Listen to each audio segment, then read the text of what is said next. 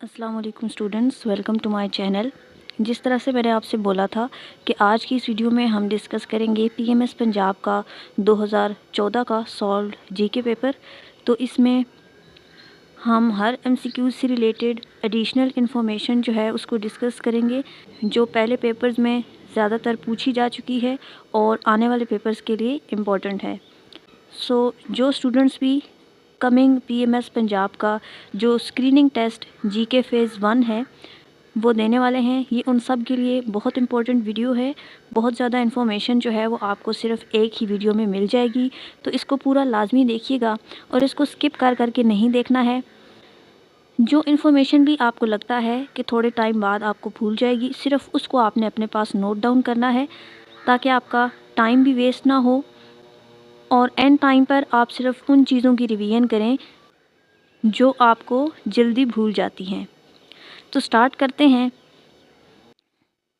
First MCQs है हमारे पास। Article 11 of the 1973 constitution of Pakistan prohibits all forms of slavery, force labour and child labour.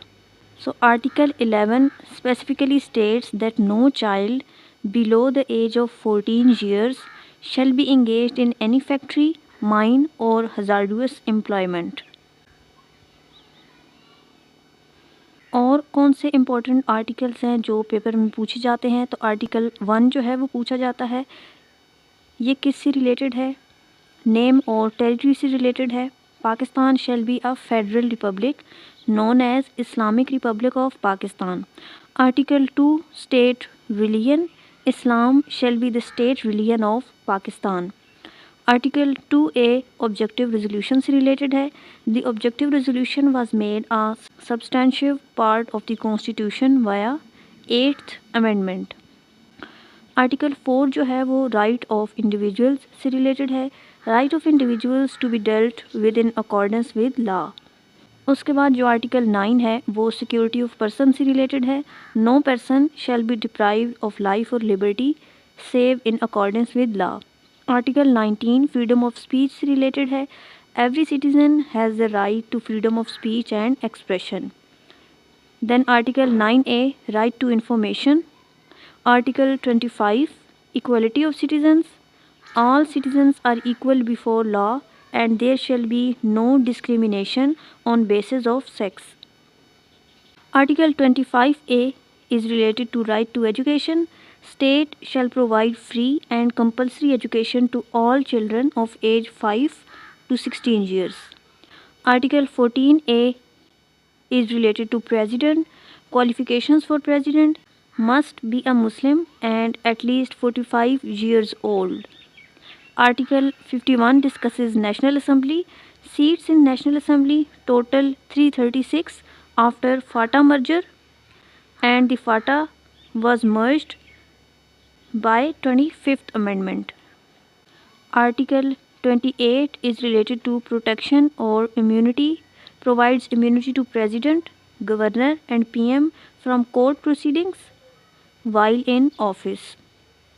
Next है 1973 Constitution was drafted by a committee headed by Abdul Hafiz Peerzada. 1973 constitution पास किस date को हुआ है? तो national assembly ने इसको पास किया था 10 अप्रैल 1973 को और एनफोर्स ये हुआ है 14 अगस्त 1973 को। ये दोनों डेट्स आपने आपस में मिक्स नहीं करनी है। अगर वो पासिंग डेट पूछे तो नेशनल असेंबली ने इसको 10 अप्रैल 1973 को पास किया था। अगर इन्फोर्समेंट की डेट पूछे तो वो 14 अगस्त 1973 है। सिस्टम ऑफ गवर्नमेंट कौन सा है? तो 1973 का कॉन्स्टिट्यूशन जो है इसने इंट्रोड्यूस किया पार्लियामेंट्री सिस्टम। 1962 में प्रेसिडेंशियल सिस्टम था। 1973 जो है इसमें बाईकैमरल लेजिस्लेचर है, 2 हाउसेज हैं इसमें, नेशनल असेंबली और सेनेट। नेशनल असेंबली जो है वो लोअर हाउस है और सेनेट अपर हाउस है। पहली जो अमेंडमेंट है वो डील करती है with the boundaries of Pakistan and the recognition of Bangladesh.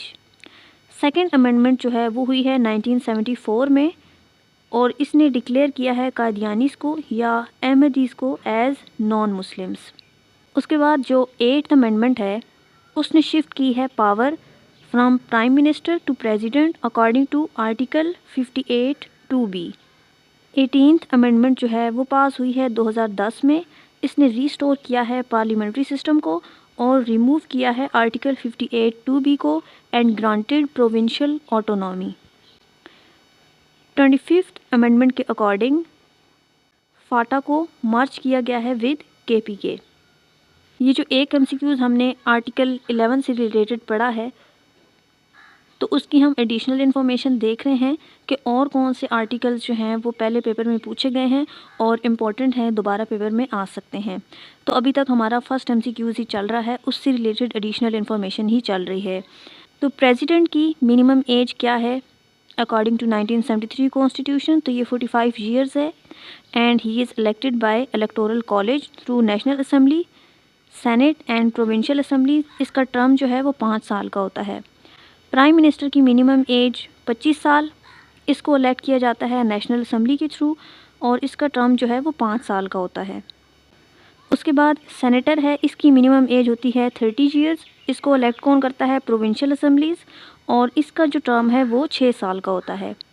फिर जो मेंबर हैं नेशनल असेंबली के, उनकी भी मिनिमम एज जो है वो 25 साल है।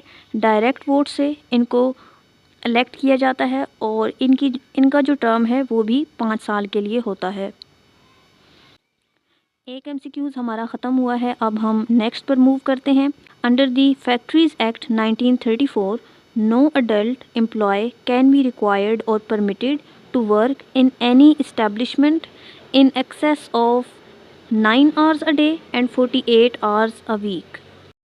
कोई भी अडल्ट जो है फैक्ट्रीज़ एक्ट 1934 के अकॉर्डिंग एक दिन में 9 घंटे से ज़्यादा और एक वीक में 48 आवर्स से ज़्यादा काम नहीं करेगा।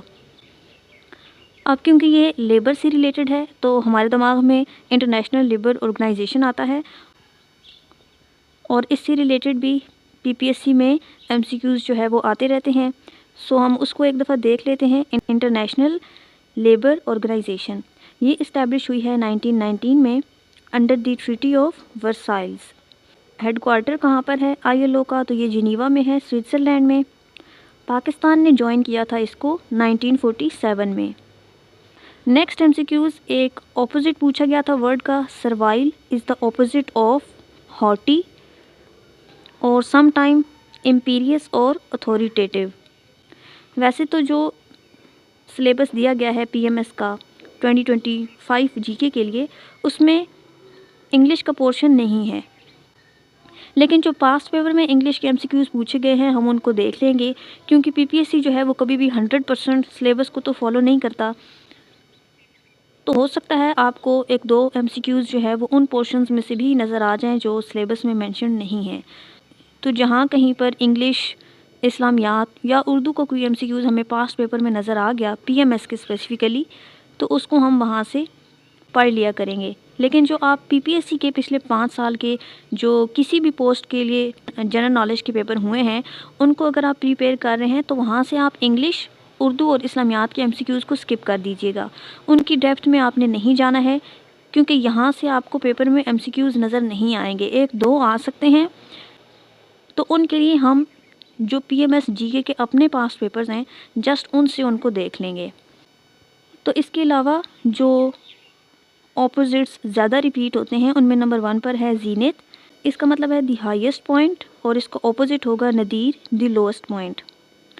नेक्स्ट वर्ड है एफिमेरल, इसका मतलब है शॉर्ट लाइव्ड, ऑपोजिट होगा इसका इटर्नल और परपेचुअल।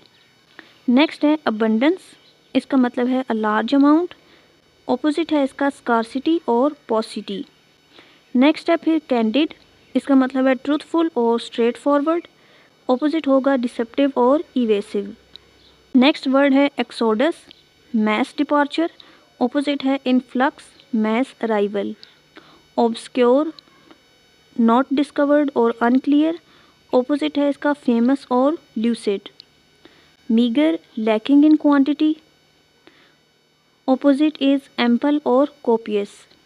वेग, अनसर्टेन और अनक्लियर, ऑपोजिट प्रिसाइज और definite. Altruism, meaning is selfless concern, opposite होगा इसका ईगोइज्म और सेल्फिशनेस। नेक्स्ट MCQs है the largest number of members of the electoral college are elected from the state of California which currently has 54 electoral votes. Total members कितने हैं? 538 electorals हैं। ये US के हैं। अब इसको कैलकुलेट किस तरह से किया जाता है? हर स्टेट के जो वोट्स हैं वो इक्वल होते हैं number of senators always 2 per state plus number of representatives in the house based on population. एक कैंडिडेट को एटलीस्ट मिनिमम जो है वो 270 इलेक्टोरल वोट्स चाहिए to become president. Washington DC है जो, ऑल्दो कि ये एक स्टेट नहीं है, लेकिन इसके 3 इलेक्टोरल वोट्स होते हैं under the 23rd amendment. So US में नंबर 1 पर जो स्टेट है कैलिफोर्निया है, उसके 54 इलेक्टोरल वोट्स हैं। सेकंड नंबर पर टेक्सास है, उसके 40 हैं। थर्ड नंबर पर फ्लोरिडा है, उसके 30 हैं। फोर्थ पर न्यूयॉर्क है, उसके 28 वोट्स हैं। फिफ्थ पर पेनिसिल्वेनिया और इलिनॉइस है, दोनों के 19 हैं। The smallest number of votes a state can have is 3। For example इसमें अलास्का, व्योमिंग और डेलावेयर के 3 हैं। मोस्ट पॉपुलर स्टेट इस हिसाब से कौन सी हुई, तो वो कैलिफोर्निया है, इसकी 54 वोट्स हैं। और जो लीस्ट पॉपुलर स्टेट है उसमें 3 हैं, व्योमिंग है, वर्मोंट हैं, इनके 3 वोट्स हैं। इलेक्शन डे कौन सा है US का? First Tuesday after the first Monday in November. उसके बाद जो इनाग्रेशन डे होता है वो कौन सा है? 20th ऑफ जनवरी है as per the 20th amendment. Current president जो है वो US के वो कौन है? Donald Trump.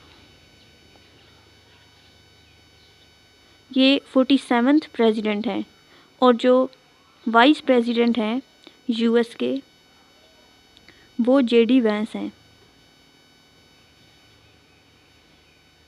नेक्स्ट MCQs है out of the following the largest ethnic group by population without having a state of its own is Kurds. अब Kurds कौन है? तो इनकी तकरीबन जो पॉपुलेशन है वो 30 to 45 मिलियन पीपल हैं ये world wide. They primarily inhabited a region known informally as Kurdistan which spans 4 countries. तुर्की में, इराक, ईरान और सीरिया, इन 4 कंट्रीज़ में ये पाए जाते हैं। इनकी लैंग्वेज जो है वो कुर्दिश है। ये इंडो यूरोपियन लैंग्वेज है related to Persian. World war 1 के बाद द ट्रीटी ऑफ स्वेयर्स जो कि 1920 में हुई है। अब ये डेट्स भी आपने याद रखनी है, ट्रीटी ऑफ स्वेयर्स भी काफ़ी दफ़ा पूछा गया है। So after world war 1 the treaty of Sevres promised an autonomous Kurdish state but it was never ratified.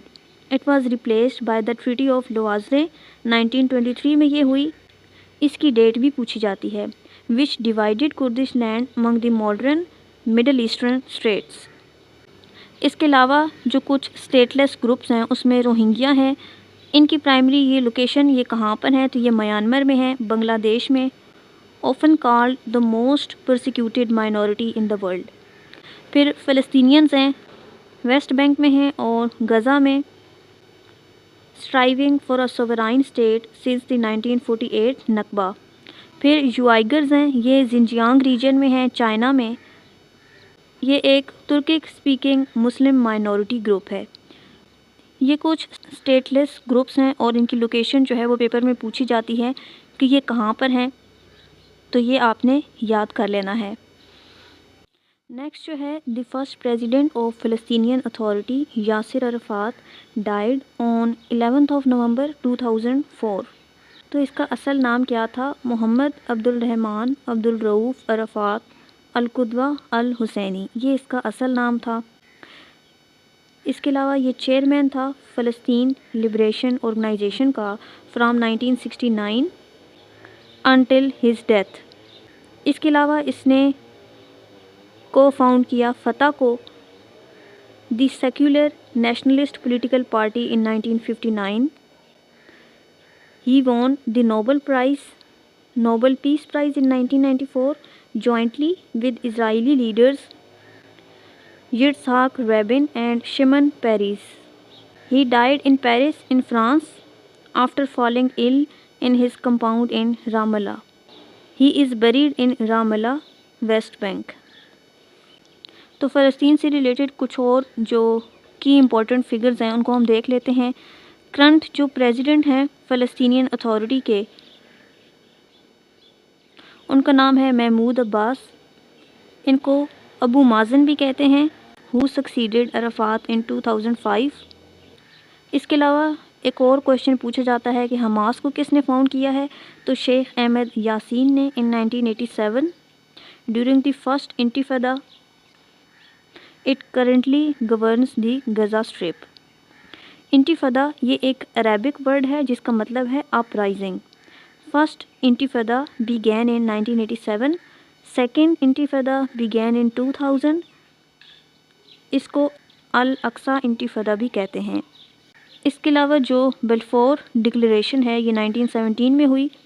ये एक पब्लिक स्टेटमेंट थी जो ब्रिटिश गवर्नमेंट ने दी थी और उसमें अनाउंस किया था कि उनकी सपोर्ट जो है वो ज्यूइश लोगों के लिए फ़लस्तीन में स्टेट बनाने की तरफ है। जो करंट कॉन्फ्लिक्ट एस्केलेट हुआ है ऑन 7 अक्टूबर 2023, अब ये करंट अफेयर्स के हिसाब से अहम है और पूछा भी जा सकता है, तो इसकी डेट भी आपने लाजमी याद कर लेनी है क्योंकि ये मोस्ट इम्पॉर्टेंट है, और इसका नाम भी ऑपरेशन का। जो करंट कॉन्फ्लिक्ट एस्केलेट हुआ है वो 7 अक्टूबर 2023 को हुआ है और ऑपरेशन का नाम था ऑपरेशन अल अक्सा फ्लड। सो हमास ने जो मिलिट्री ऑपरेशन किया इज़राइल के अगेंस्ट, उसका नाम ऑपरेशन अल अक्सा फ्लड था अक्टूबर 2023 में।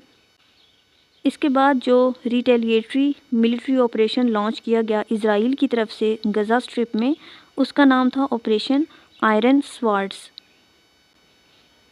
फिर इसी से रिलेटेड एक ICJ केस है, तो साउथ अफ्रीका ने फाइल किया था case against Israel at the international court of justice in December 2023 accusing it of genocide. तो ये सारे क्वेश्चन जो है वो पेपर में आ चुके हैं, दोबारा भी आएंगे। The ICC warrants, the international criminal court prosecutor sought arrest warrant for Israeli and Hamas leaders in May 2024।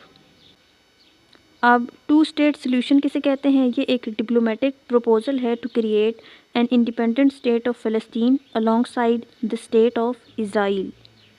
Abraham accords क्या हैं? The 2020 normalisation agreements between the Israel and several Arab nations including UAE, Bahrain, Sudan and Morocco, mediated by the US। तो उसका नाम है Abraham accords. ये 2020 में हुए हैं। इसके अलावा जो इस पोर्शन से रिलेटेड MCQs पूछे जाते हैं, तो अल अक्सा मॉस्क ये कहाँ पर है? It's located in the old city of Jerusalem and it is the third holiest site in Islam. उसके बाद डोम ऑफ रॉक को पूछा जाता है, the gold domed Islamic shrine located on the temple mount in Jerusalem. फिर Rafah crossing, the sole crossing point between Gaza and Egypt. Erez crossing, the main crossing point for people between Gaza and Israel. फिर कुछ political leadership और organisation से related MCQs हैं, तो Ismail Haniyeh ये political leader था Hamas का, who was assassinated in Tehran in Iran in July 2024। फिर Yahya Sinwar the leader of Hamas in the Gaza strip. फिर बेंजामिन नेतन्याहू ये लॉन्गेस्ट सर्विंग प्राइम मिनिस्टर है Israel की history में। उसके बाद the United Nations relief and works agency for Palestine refugees ये कब इस्टेब्लिश हुई? 1949 में। हिजबुल्ला जो है ये क्या है? ये एक लेबनीज़ मिलिटेंट ग्रुप है जिसको ईरान की तरफ से सपोर्ट है। That is the major player in the regional conflict. उसके बाद कुछ हिस्टोरिक डेट्स और ट्रीटीज़ देख लेते हैं। तो बल्फोर डिक्लेरेशन हुई 1917 में, और ब्रिटिश की सपोर्ट किसके साथ थी? ज्यूइश लोगों के साथ, उनकी स्टेट क्रिएशन की तरफ। 1948 में the Nakba catastrophe and the creation of state of Israel. 6 day war जो है ये कब हुई? 1967 में, where Israel occupied the West Bank Gaza and East Jerusalem. फिर योम किपुर वार जो हुई है वो 1973 में हुई है, इसको रमदान वार भी कहते हैं। ओस्लो अकॉर्ड्स कब हुए हैं, तो ये 1993 में हुए हैं, for the creation of Palestinian authority. अब हम करंट लीडरशिप देख लेते हैं फ़लस्तीन की 2026 के अकॉर्डिंग। तो जो प्रेसिडेंट हैं फ़लस्तीन के वो महमूद अब्बास हैं, जिन्हें अबू माजिन भी कहते हैं। ये इनका ताल्लुक़ किस पार्टी से है, तो ये फ़तह पार्टी से ताल्लुक़ रखते हैं। ही assumed office since 2005 following the death of Yasser Arafat. He is also the chairman of Palestine Liberation Organization. उसके बाद प्राइम मिनिस्टर कौन है फ़लस्तीनियन अथॉरिटी के, तो वो मोहम्मद मुस्तफ़ा हैं। He is appointed in March 2024 succeeding Mohammad Shtayyeh. Next जो है वो विटामिन डी से रिलेटेड MCQs था। So vitamin D is provided by sunlight to the body, often called the sunshine vitamin. Vitamin D, when ultraviolet rays from the sunlight strike the skin, they trigger the synthesis of vitamin D. इसका chemical name क्या है, calciferol है। Function क्या है इसका, ये help करता है बॉडी को एब्जॉर्ब करने में कैल्शियम और phosphorus that are essential for bone health. अब जो विटामिन डी की डेफिशिएंसी है वो कौन सी डिजीज़ कॉज करती है, तो विटामिन डी की डेफिशिएंसी चिल्ड्रन में कॉज करती है rickets, softening and weakening of bones, और अडल्ट्स में ये कॉज करती है ऑस्टियोमलेशिया, वीक बोन्स और बोन पेन। विटामिन डी जो है ये फैट सोल्यूबल विटामिन है और ये स्टोर होता है लिवर में और फैटी टिश्यूज़ में। तो अब विटामिन से रिलेटेड और कौन से MCQs हैं जो जीके पेपर में पूछे जाते हैं। सबसे पहले विटामिन ए, इसका केमिकल नेम है रेटिनोल। इसकी डेफिशिएंसी कॉज करती है नाइट ब्लाइंडनेस और ये पाया जाता है कैरेट्स में, लिवर और स्पाइनच में। फिर है विटामिन B1, इसका केमिकल नेम है थायमिन। डेफिशिएंसी इसकी कॉज करती है बेरी और ये पाया जाता है होल ग्रेन्स और यीस्ट में। उसके बाद है विटामिन B12, इसका केमिकल नेम है कोबालामिन। इसकी डेफिशिएंसी कॉज करती है परनीशियस एनीमिया और ये पाया जाता है मीट और डेयरी में। फिर है विटामिन C, इसका केमिकल नेम है एस्कॉर्बिक एसिड। सबसे ज़्यादा इसी का केमिकल नेम जो है वो पूछा जाता है। इसकी डेफिशिएंसी कॉज करती है स्कर्वी, ब्लीडिंग गम्स। ये पाया जाता है सिट्रस फ्रूट्स में, लेमन और ऑरेंजेस वगैरह में। फिर है विटामिन E, इसका केमिकल नेम है टोकोफेरोल। इसकी डेफिशिएंसी कॉज करती है स्टेरिलिटी और मसल वीकनेस। ये पाया जाता है लीफी ग्रीन्स, वेजिटेबल्स में और नट्स वगैरह में। नेक्स्ट है विटामिन K, इसका केमिकल नेम है फाइलोक्विनोन। इसकी डेफिशिएंसी कॉज करती है डिले इन ब्लड क्लॉटिंग और ये पाया जाता है ग्रीन वेजिटेबल्स में।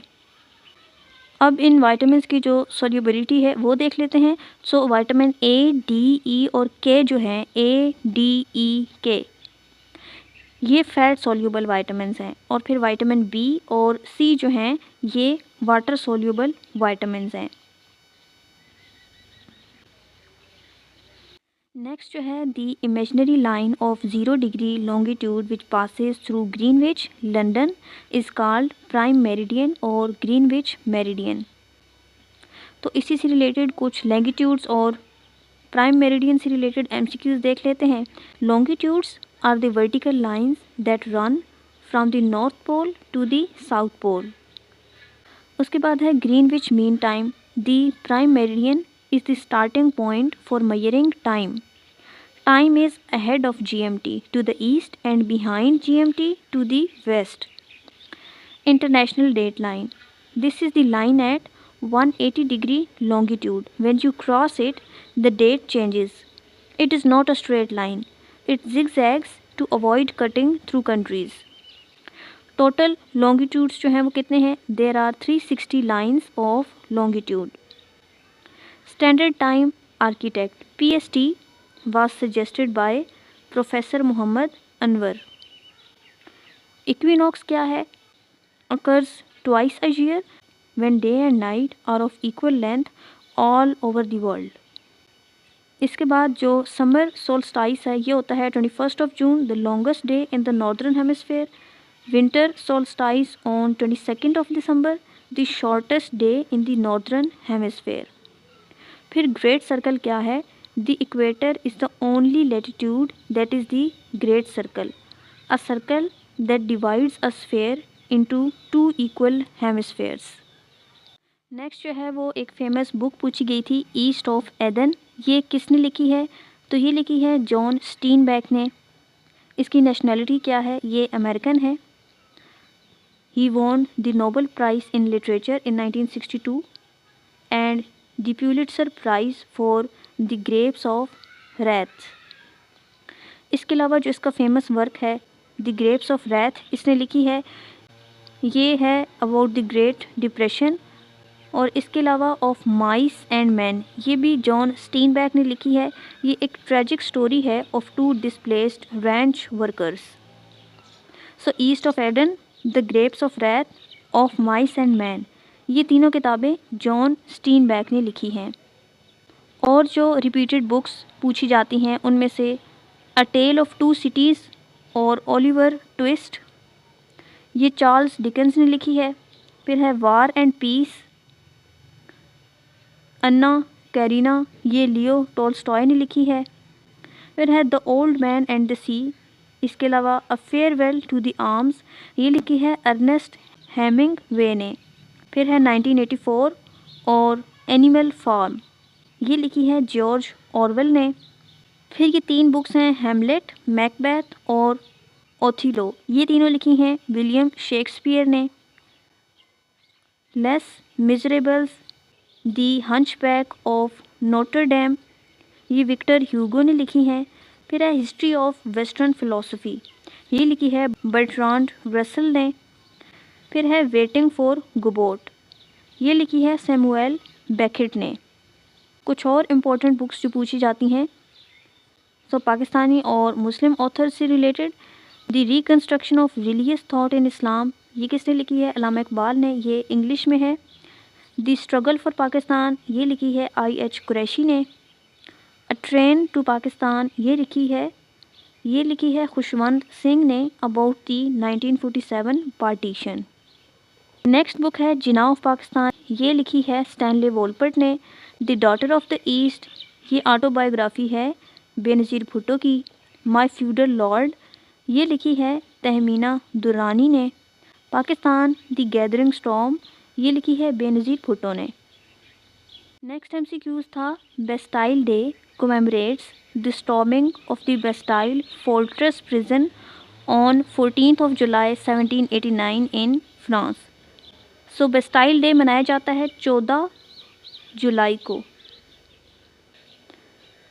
अब हम कुछ रेवोल्यूशंस देख लेते हैं, ये भी पेपर में पूछी जाती हैं। सो फ्रेंच रेवोल्यूशन का जो ईयर है 1789 है और इसमें लीडिंग फिगर कौन था?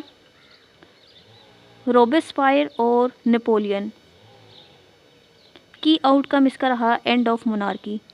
फिर अमेरिकन रेवोल्यूशन, ये 1776 में हुई, इसमें लीडिंग फिगर जॉर्ज वाशिंगटन। किस लिए? Independence from UK. फिर रशियन रेवोल्यूशन, जिसे बोल्शेविक रेवोल्यूशन भी कहते हैं, तो ये इसका ईयर है 1917। इसमें लीडिंग फिगर व्लादिमीर लेनिन और की आउटकम इसका राइज ऑफ कम्युनिज्म। फिर ग्लोरियस रेवोल्यूशन 1688 में, इसमें leading figure William of Orange और इसका की आउटकम था parliament power. Next Iranian revolution in 1979, leading figure Ayatollah Khomeini और की आउटकम इस्लामिक रिपब्लिक। फिर चाइनीज़ रेवोल्यूशन 1949 में, इसमें लीडिंग फिगर माओ जेडोंग और की outcome people's republic of China. तो ये कुछ रेवोल्यूशंस हैं, इनकी डेट्स और जो लीडिंग फिगर हैं, जिन्हें फादर ऑफ रेवोल्यूशन भी आप कहते हैं, तो वो आपने याद कर लेने हैं क्योंकि ये पेपर में पूछे जाते हैं। नेक्स्ट MCQs था सुई जेनेरिस, ये एक लैटिन टर्म है जिसका मतलब क्या है? तो इसका मतलब है ऑफ इट्स ओन काइंड और यूनिक और पेक्यूलियर टू इटसेल्फ। तो इसी तरह की और जो लैटिन टर्म हैं जो PPSC में पूछी जाती हैं, इनमें है एक एब इनिशियो, इसका मतलब है फ्रॉम द बिगिनिंग। फिर है एड हॉक, इसका मतलब है फॉर दिस स्पेसिफिक पर्पस। फिर है बोनाफाइड, इसका मतलब है इन गुड फेथ। नेक्स्ट है डिफेक्टो, इन फैक्ट और in practice. De jure, by law और by right. Ex officio, by virtue of one's office. फिर है modus operandi, way of operating. Next है persona non grata, unacceptable person. Pro bono, for the public good. फिर है status को, the existing state. तो ये कुछ लैटिन टर्म्स हैं जिनका मतलब पूछा जाता है। दो और भी हैं, sine die without a date, then ultra vires beyond the powers. Next MCQs था द स्ट्रेट ऑफ हॉर्मस, ये लाई करती है between the Iran to the north and Oman and UAE to the south. Strait of Hormuz important किस लिए है? It is the world's most important oil transit point. Approximately 20 to 30% of the world's total oil consumption passes through this strait. Connecting bodies, ये connect करती है Persian gulf west part को with the gulf of Oman and the Arabian sea. इसकी जो strategic location है, on the northern coast lies Iran and on the southern coast lies the Musandam peninsula and the UAE. इसके अलावा जो straits paper में पूछी जाती हैं, तो एक मलाका स्ट्रेट है, ये कनेक्ट करती है अंडमान सी को साउथ चाइना सी से और सेपरेट करती है इंडोनेशिया को मलेशिया से।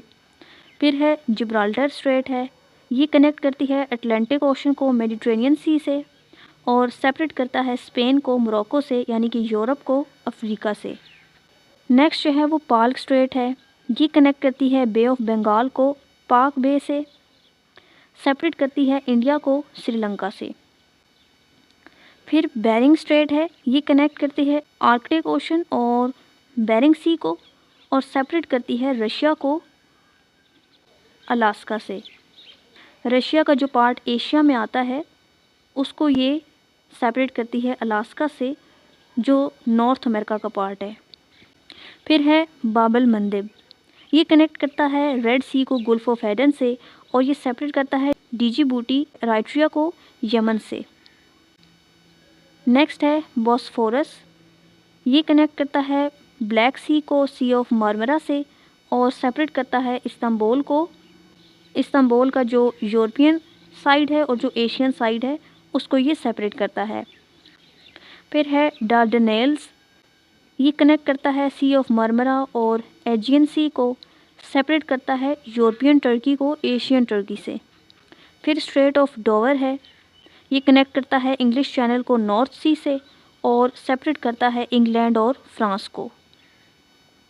अब हमने स्ट्रेट्स की बात की है तो कुछ कनाल से रिलेटेड भी पूछे जाते हैं।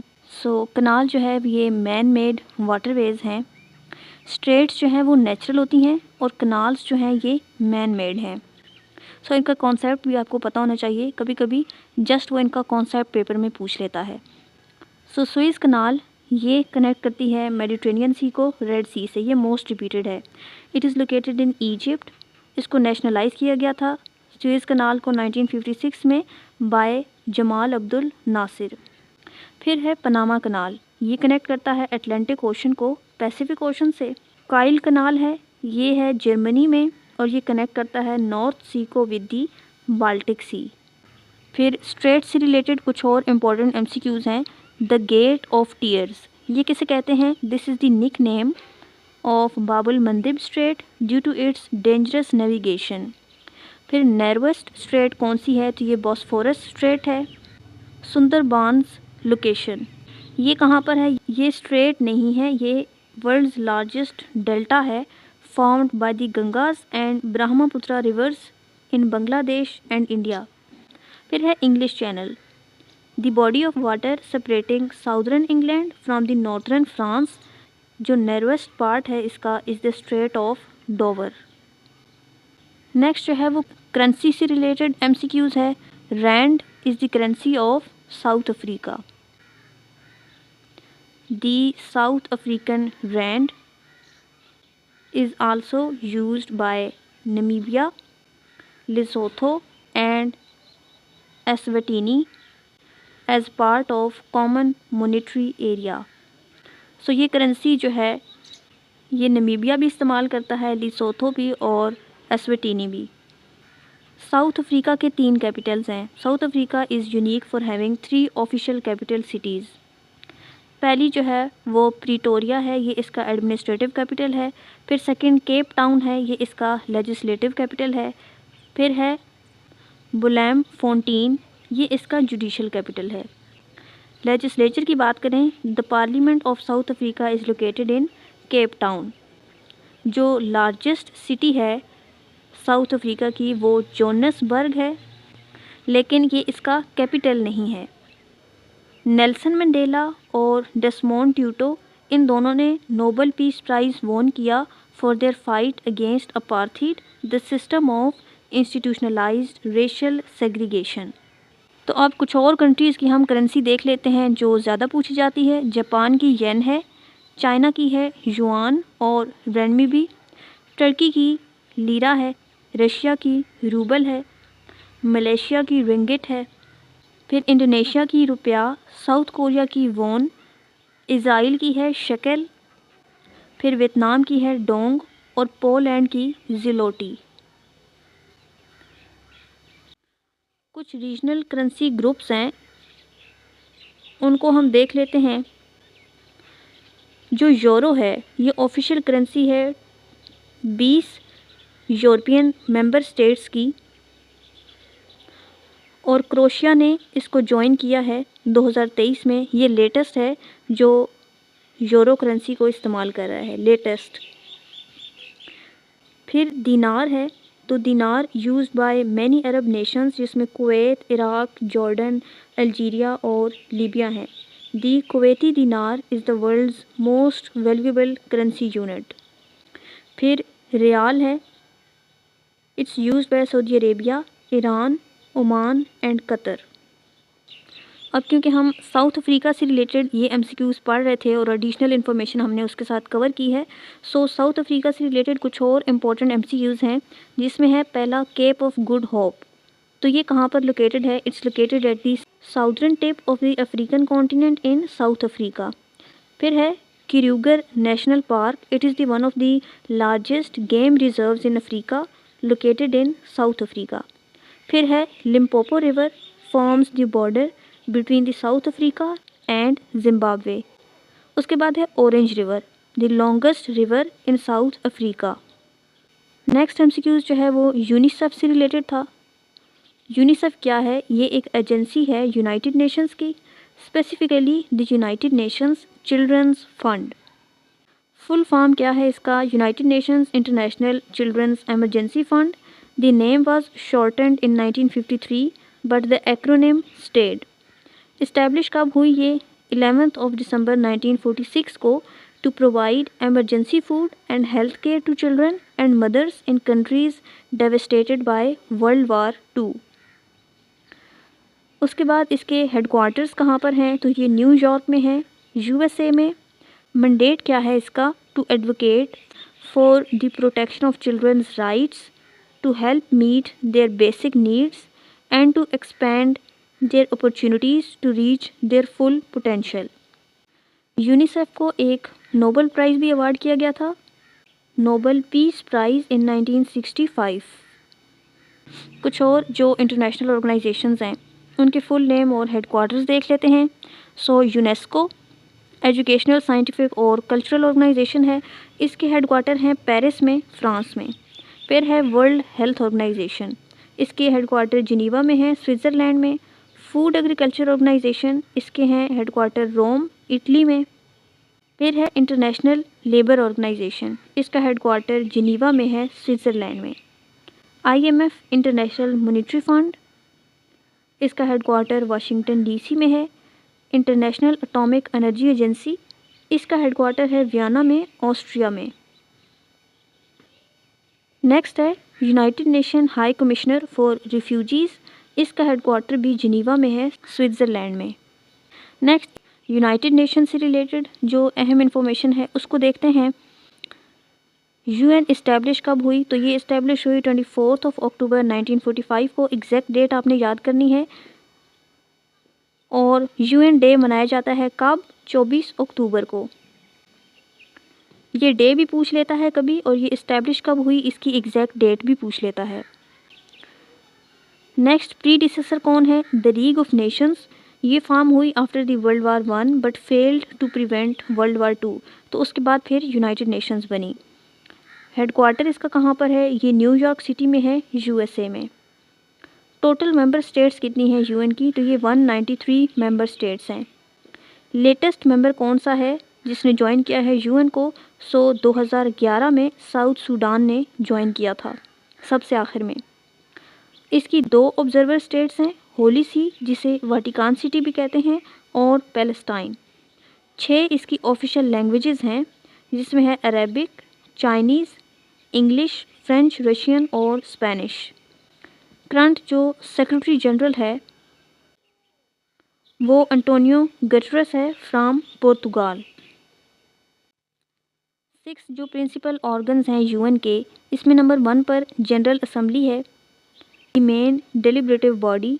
इसमें हर मेंबर का एक वोट होता है, और इसका सेशन जो है वो हर साल सितंबर में होता है। सेकंड जो ऑर्गन है इसका वो सिक्योरिटी काउंसिल है, responsible for international peace and security. इसके टोटल मेंबर 15 हैं। अब इन 15 में से 5 जो हैं वो परमानेंट मेंबर्स हैं, जिसमें यूएसए, यूके, फ्रांस, रशिया और चाइना, इनके पास वीटो पावर है। फिर 10 जो हैं वो इसके नॉन परमानेंट मेंबर्स हैं, इनको 2 साल के लिए इलेक्ट किया जाता है। थर्ड ऑर्गन इसमें इकोनॉमिक और सोशल काउंसिल है। It coordinates the economic and social work of UN. International court of justice इसका 4th ऑर्गन है, इसे वर्ल्ड कोर्ट भी कहते हैं। इसका जो हेडक्वार्टर है आईसीजे का, ये हेग्स में है, नेदरलैंड्स में। सिर्फ इंटरनेशनल कोर्ट ऑफ जस्टिस का जो हेडक्वार्टर है ये न्यूयॉर्क में नहीं है, बाकी जो यूनाइटेड नेशंस के तमाम ऑर्गन्स हैं उन सब का जो हेडक्वार्टर है वो न्यूयॉर्क में है। आईसीजे का नेदरलैंड में है। 15 जजेस होते हैं इंटरनेशनल कोर्ट ऑफ जस्टिस के, और इनको इलेक्ट किया जाता है 9 साल के लिए। Secretariat the administrative arm is led by the secretary general. Last जो है वो ऑर्गन ट्रस्टीशिप काउंसिल है। करंटली जो है ये इनएक्टिव है, इसको सस्पेंड कर दिया गया था 1994 में आफ्टर द इंडिपेंडेंस ऑफ पैलो। फिर इसकी लीडरशिप से रिलेटेड कुछ एमसीक्यूज पूछे जाते हैं। फर्स्ट जो सेक्रेटरी जनरल था यूनाइटेड नेशन का वो ट्रिगिव लाय है, ये नॉर्वे से था 1946 से 52 तक। सेकंड जो है वो डैग हमार्स के जोल्ड, ये स्वीडन से था। थर्ड जो है वो यू थॉन्ट म्यांमार से। पहला सेक्रेटरी जनरल जो एशिया से था वो यू थॉन्ट है। अगर एमसीक्यूज इस तरह से आता है तो आपने यू थॉन्ट को करेक्ट करना है। अगर एमसीक्यूज ओवरऑल पूछा जाता है first secretary general of UN तो फिर वो ट्रिगिव लाय है। अगर साउथ एशिया का पूछा जाता है तो वो यू थॉन्ट था। ओवरऑल इसका नंबर 3rd है। 7th नंबर पर कोफी आनन, 8th पे बन की मून, और 9th जो करंट है वो एंटोनियो गुटेरेस है। 2017 से अभी तक ये चल रहा है। फिर कुछ जो स्पेशलाइज्ड एजेंसीज़ हैं जो काम करती हैं यूनाइटेड नेशंस के साथ, तो उनको देख लेते हैं। वर्ल्ड हेल्थ ऑर्गेनाइजेशन, इसका हेडक्वार्टर जिनीवा में है। यूनेस्को का पेरिस में है। आईएमएफ का वाशिंगटन डीसी में है। फूड एग्रीकल्चर ऑर्गेनाइजेशन का रोम इटली में है। वर्ल्ड इंटेलेक्चुअल प्रॉपर्टी ऑर्गेनाइजेशन का जिनीवा में है। इंटरनेशनल एटॉमिक एनर्जी एजेंसी का वियना में है, ऑस्ट्रिया में। यूएन चार्टर जो है ये कब साइन हुआ? तो यूएन चार्टर सैन फ्रांसिस्को में साइन हुआ ऑन 26 जून 1945। वीटो पावर का क्या मतलब है? ये जो 5 परमानेंट मेंबर्स होते हैं सिक्योरिटी काउंसिल के, उनके पास ये पावर होती है कि वो रिजेक्ट कर सकते हैं किसी भी सब्सटेंशिव रेजोल्यूशन को। फिर है ब्लू हेलमेट्स, ये निक नेम है यूनाइटेड नेशन के पीस कीपर्स का। फिर है सस्टेनेबल डेवलपमेंट गोल्स, ये 17 गोल्स हैं to be achieved by 2030 replacing the millennium development goals. उसके बाद है universal declaration of human rights, इसको अडॉप्ट किया गया था 10 दिसंबर 1948 को, और 10 दिसंबर को ह्यूमन राइट्स डे जो है वो मनाया जाता है।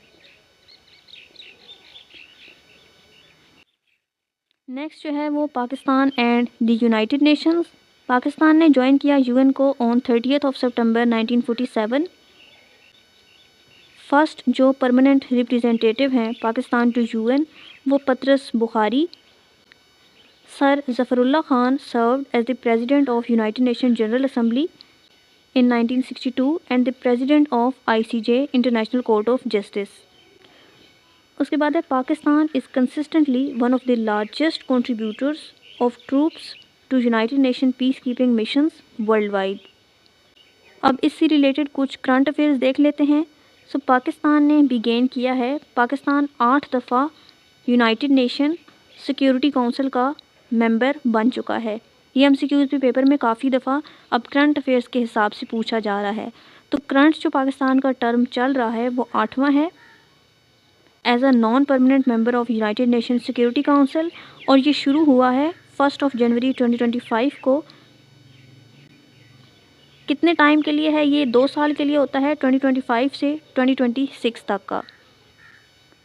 Pakistan United nation security council votes, Pakistan ने सिक्योर किए 182 votes out of 190 in the United nation general assembly for its current security council seat. United nation general assembly का जो 80th प्रेसिडेंट है अभी करंट, वो कौन है? अन्नालीना बैरबॉक, ये जर्मनी से हैं। इनको इलेक्ट किया गया प्रेसिडेंट के तौर पर of the 80th session of United nation general assembly, जो स्टार्ट हुआ सितंबर 2025 में। यूनाइटेड नेशन जनरल असेंबली जो 80th है, इसका थीम क्या है? Better together 80 years and more for piece development and human rights. The United Nations officially marked its 80th year of existence on 24th of October 2025। जो international criminal court का new member बना है वो कौन है? Ukraine officially became the 124th member state party of the international criminal court on 1 January 2025। फिर है Pakistan is scheduled to hold the rotating presidency of United nation security council in July 2025। फिर है ICJ Sudan case, ये एक new case है, Sudan versus United Arab Emirates, जिसको introduce किया गया at the international court of justice in 2025 regarding the genocide convention. Next है दी southern cross, scientifically जिसे क्रक्स कहते हैं, कॉन्सिस्ट मेनली ऑफ, इसमें 4 ब्राइट स्टार्स होते हैं, दो the 5th फेंटर star is often included in depictions. जो साउदर्न क्रॉस है ये क्या है? ये एस्टरिज्म है, एक रिकग्नाइजेबल पैटर्न ऑफ स्टार्स है with in the constellation crux which is the smallest of 88 modern constellations. 88 में से ये स्मॉलेस्ट है। नेक्स्ट MCQ था, at the time of partition Sylhet district was the part of province of Assam. जो Sylhet district थी वो असम का पार्ट थी। इसकी हिस्ट्री थोड़ी देख लेते हैं। Sylhet was originally part of Bengal but was transfer to the Assam province in 1874 to help the commercial development of Assam's tea industry. Referendum इसका हुआ 6-7 जुलाई 1947 को, बिकॉज सिलहट जो है ये एक मुस्लिम मेजॉरिटी डिस्ट्रिक्ट था इन अ हिंदू मेजॉरिटी प्रोविंस असम। एक पब्लिक पोल किया गया जिसने डिसाइड करना था उसका फ्यूचर। रिज़ल्ट क्या आया इस पोल का? जो लोग थे सिलहट के उन्होंने वोट किया in the favour of joining east Bengal which became east Pakistan. Next MCQs है, euphonious is opposite of cacophonous. अच्छा, यू का मतलब होता है गुड और वेल, और फोन का मतलब होता है साउंड। इसका मतलब हुआ pleasant to the ear. So melodious, dulcet, harmonic, mellifluous, ये इसके सिनोनिम्स हैं। ऑपोजिट इसका क्या होगा? कैकोफोनस। कैको का मतलब होता है बैड और हार्श, और फोन का मतलब है साउंड। नेक्स्ट है Yangtze river does not pass through which country. ये सिर्फ चाइना में ही है और किसी कंट्री से ये पास नहीं करता। It is the longest river in the world that flows entirely with in one country. World ranking के हिसाब से ये थर्ड लॉन्गेस्ट रिवर है in the world after Nile and Amazon. Nile जो है वो दुनिया का फर्स्ट नंबर पे लॉन्गेस्ट है, और अमेज़ॉन जो है वो फर्स्ट नंबर पे लार्जेस्ट है, और सेकंड नंबर पर ये लॉन्गेस्ट है। और यंग्स जो है वर्ल्ड रैंकिंग में इसका थर्ड लॉन्गेस्ट रिवर के हिसाब से नंबर है, और एशिया में it is the longest river in Asia. Asia में ये नंबर 1 पर है। सोर्सेज इसकी देखें तो ये ओरिजिनेट करता है from Tibetan plateau, then it empties into the East China sea at Shanghai. इसका अल्टरनेटिव नेम क्या है? चाइना में इस रिवर को कॉमनली चैंग जियांग कहा जाता है, जिसका मतलब है लॉन्ग रिवर। अब रिवर से रिलेटेड कुछ देख लें तो यंग्स जो है वो सिर्फ चाइना में फ़्लो करता है। ये लॉन्गेस्ट रिवर है एशिया में। फिर है मीकोंग, ये पास करता है China, Myanmar, Laos, Thailand, Cambodia और वियतनाम से। इसे द नोबे ऑफ द ईस्ट भी कहते हैं। फिर है इंडस रिवर, ये 3 कंट्रीज से पास करता है, चाइना, इंडिया और पाकिस्तान। ये पाकिस्तान का लॉन्गेस्ट रिवर है। उसके बाद है ब्रह्मपुत्र, तो ये चाइना, इंडिया और बांग्लादेश 3 से पास करता है। नेक्स्ट दनूबे रिवर है, ये 10 यूरोपियन कंट्री से पास करता है including Germany, Austria etcetera. Next जो है वो नाइल है, तो ये 11 कंट्रीज़ जो अफ्रीका की हैं उनसे पास करता है including Egypt, Sudan, Ethiopia etcetera, and it is the longest river in the world. फिर कुछ और इम्पोर्टेंट एमसीक्यूज़ जो हैं वो एक 3 गॉर्जेस डैम से रिलेटेड पूछा जाता है। द वर्ल्ड्स लार्जेस्ट जो हाइड्रो इलेक्ट्रिक पावर स्टेशन है वो बिल्ट है इस रिवर पर, और ये है कहाँ पर? ये चाइना में ही है। नेक्स्ट एमसीक्यूज़ था सिविलाइजेशन से related. The Inca civilization flourished in South America, specifically along the Andes mountains. So Inca जो है इसका रीजन साउथ अमेरिका में है।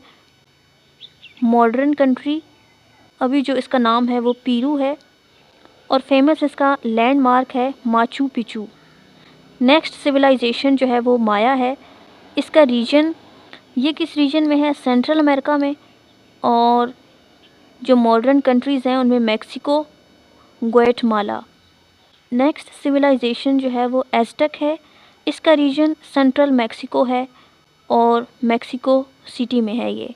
नेक्स्ट एमसीक्यूज था the largest city by population in the Great Lakes region is Toronto, Canada. Next है an ordinary mobile phone communicates by using radio waves, specifically radio frequency energy. Radio waves जो हैं इनकी wave जो है वो longest है, और ये यूज़ होते हैं मोबाइल फ़ोन्स, टीवी और रेडियो वगैरह में। उसके बाद माइक्रोवेव्स हैं, इनकी वेवलेंथ शॉर्ट है, यूज़ होते हैं रडार, माइक्रोवेव ओवन्स और सैटेलाइट्स में। फिर है इंफ्रारेड, इनकी जो वेवलेंथ है वो मीडियम है, टीवी रिमोट्स, नाइट विजन के लिए। नेक्स्ट जो है वो विजिबल लाइट है, इसकी वेवलेंथ होती है small but the human I can see. उसके बाद है अल्ट्रावायलेट, इनकी वेवलेंथ स्मॉल होती है, कॉमन यूज़ इसका है स्टरलाइजेशन और सन टैनिंग में। एक्स रेज़ की जो वेवलेंथ है that is very small, common use in medical imaging, scanning bones. Gamma rays wavelength is the smallest, used for cancer treatment, highest energy. Next MCQs है the stock indicates at Tokyo are known by their popular name Nike, specifically the Nike 225. Next MCQs the Hobson's choice means no choice at all, a choice between taking what is offered or nothing. The phenomena of Arab Spring sparked the self-immolation of Mohammed Bouazizi, a fruit seller in Tunisia. Arab Spring started from Tunisia. On 17th of December 2010, Mohammed Bouazizi doused himself in fuel and set himself on fire after a municipal official confiscated his fruit cart and humiliated him. Reason क्या था? He was protesting against corruption, police harassment and lack of economic opportunity under the regime of Zainal Abidin Ali. Outcome क्या हुआ इसका? His death on 4th of January 2011 intensified protests that led to the ousting of President Bin Ali on 14th of January 2011, ending his 23-year rule. This event is known as Jasmine Revolution. Next MCQs था the hurricane in October 2012 which caused widespread damage in the eastern seaboard states of USA was Hurricane Sandy, often called Superstorm Sandy. Next MCQs था the Kyoto Protocol talks about reducing greenhouse gas emissions to combat global warming. इसको adopt कब किया गया? On 11th of December 1997 in Kyoto in Japan. Entered into force in 2005 after Russia ratified it. Primary goal क्या था इसका? To provide legally binding targets for industrialized countries to reduce their emissions for 6 greenhouse gases.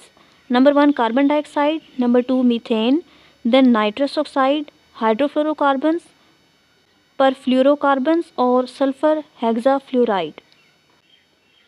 Kyoto protocol का जो successor है वो क्या है? It was effectively replaced by Paris agreement in 2015. तो जो रिपीटेड इन्वायरमेंटल प्रोटोकॉल्स हैं उनको देख लेते हैं. नंबर 1 पर है मॉन्ट्रियल प्रोटोकॉल. ये प्रोटेक्ट करता है ओजोन लेयर को. ये एग्रीमेंट कब हुआ? 1987 में. क्योटो प्रोटोकॉल ये क्लाइमेट चेंज से रिलेटेड है. Reduction of greenhouse gases ये हुआ 1997 में. पेरिस एग्रीमेंट हुआ 2015 में for limiting global warming to 1.5 degree centigrade. फिर है कार्टाजीना प्रोटोकॉल. ये 2000 में हुआ for biosafety. Then Ramsar convention ये 1971 में हुआ for conservation of wetlands. Next MCQs था the king deposed by colonel Muammar Gaddafi in 1969 was King Idris I, also known as Idris of Libya. Next MCQs था the agreement which provided for territorial allocations as spheres of Western influence in the Middle East in case of breakup of Ottoman Empire is known as Sykes-Picot Agreement. इसको officially कहते हैं Asia का minor agreement भी. Sign कब हुआ? ये मई 1916 में. इसके नेगोशिएटर्स कौन थे? It was a secret deal between the Mark Sykes Great Britain and François Georges Picot France से with the assent of the Russian empire. Purpose क्या था इसका? To divide the Arab provinces of the Ottoman empire into British and French spheres of influence once the war was won. कुछ और जो अहम declarations paper में पूछी जाती हैं. नंबर 1 पर तो स्काइज पीकोट 1916 में हुआ. फिर मैकमोहन हुसैन ये 1915 में. British promise of Arab independence in exchange for a revolt against Ottomans. Balfour declaration हुआ 1917 में. British support for national home for the Jewish people in Palestine. Then treaty of Sevres ये 1920 में हुआ. The formal but failed peace treaty that dismantled the Ottoman Empire. फिर Treaty of Lavazne ये 1923 में हुआ.